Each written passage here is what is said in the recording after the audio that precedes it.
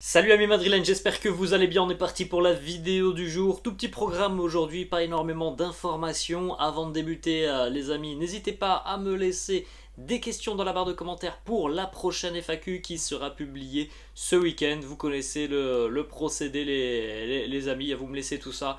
Je regarderai toutes vos questions demain ou après-demain, comme ça vous avez bien le temps de me laisser vos questions. Et puis, vidéo spéciale ce week-end. Nous, on va démarrer les amis avec les deux unes des quotidiens madrilènes. Premièrement, le quotidien Marca. D'ailleurs, Marca et As font leur une sur le succès impressionnant de l'Atlético hier du côté de Retafe. Un succès plein de maîtrise des Colchoneros de Diego Simeone.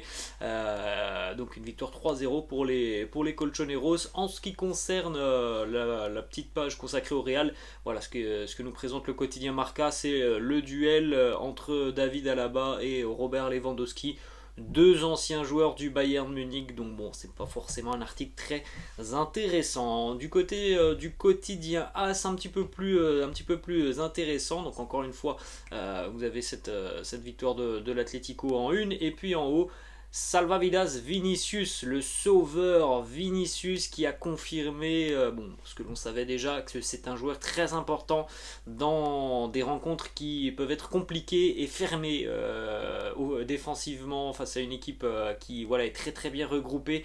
Donc difficile pour certains joueurs du Real Madrid de s'exprimer sur ce genre de rencontre. En revanche, pour Vinicius, c'est sur ce genre de rencontre qu'il est l'un des leaders du Real Madrid, de par sa percussion, sa capacité à aller toujours provoquer. Alors évidemment, on sait que Vinicius ne réussit pas toujours ce qu'il tente, mais en tout cas, évidemment que c'est quelqu'un qui, de par ses provocations, va réussir parfois et va aussi permettre de créer des failles et des brèches dans une défense. Donc un rôle très important de Vini que l'on a déjà pu voir sur cette rencontre face à Almeria. On va enchaîner les amis avec quelques résultats sur cette première journée de Liga. On note donc la défaite du FC Séville, le match nul du Barça face au Rayo Vallecano, la victoire du Betis hier 3-0 face à Elche, la victoire convaincante on l'a dit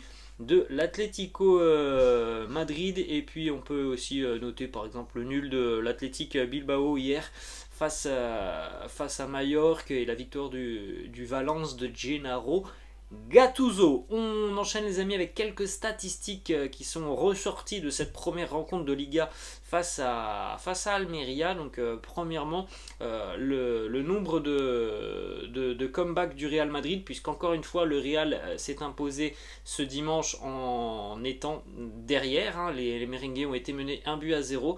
La saison passée, c'est quasiment 25% des points merengues qui ont été empochés en étant en position de perdre une rencontre. Donc l'année passée, c'est 20 points qui ont été pris en étant derrière.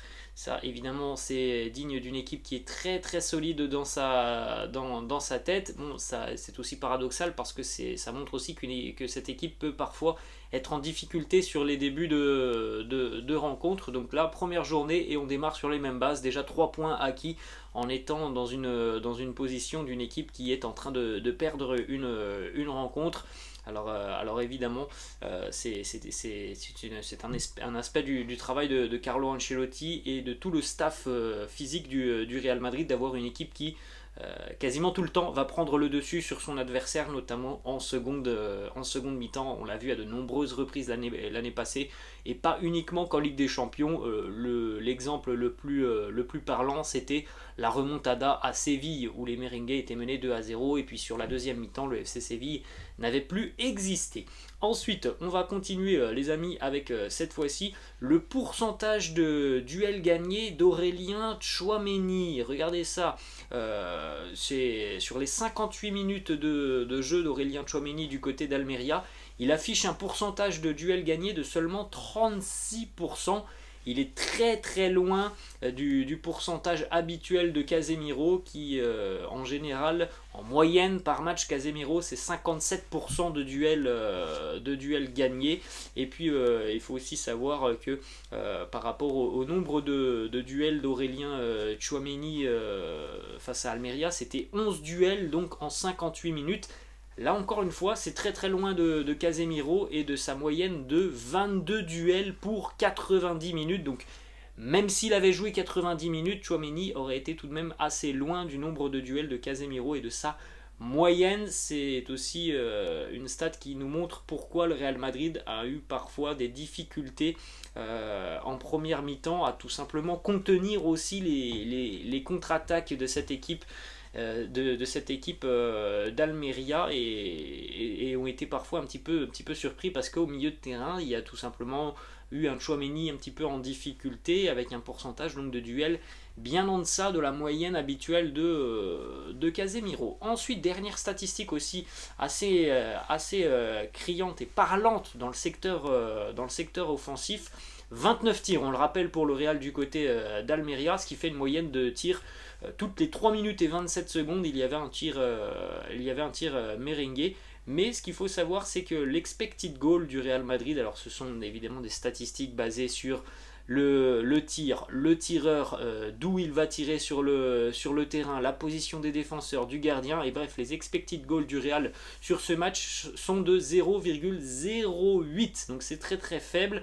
Ça veut dire tout simplement qu'il y a eu beaucoup de tirs qui ont été dans des positions où il y a très peu de chances de marquer, beaucoup de tirs en dehors de la surface, beaucoup de tirs excentré pour les merengues.